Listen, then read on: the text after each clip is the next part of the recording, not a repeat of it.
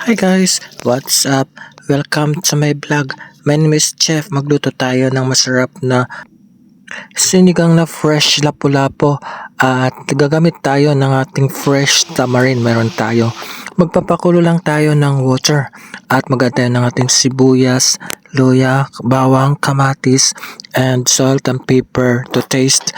Para sa ating juice ay meron tayong, so mag-blend tayo ng beetroots, carrots.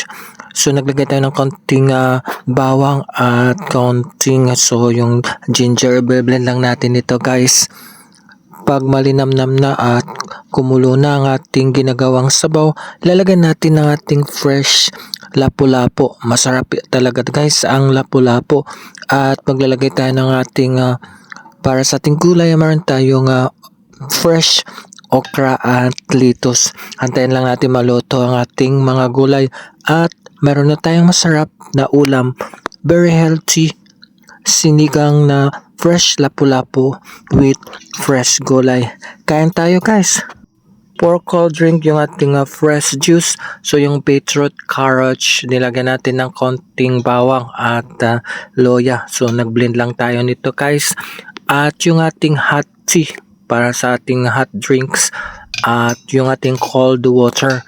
Kain tayo guys, ready ng ating food para sa masarap na breakfast. Let's enjoy the food and thank you so much for watching and I'll see you guys for my next vlog. Bye bye. Ingat po.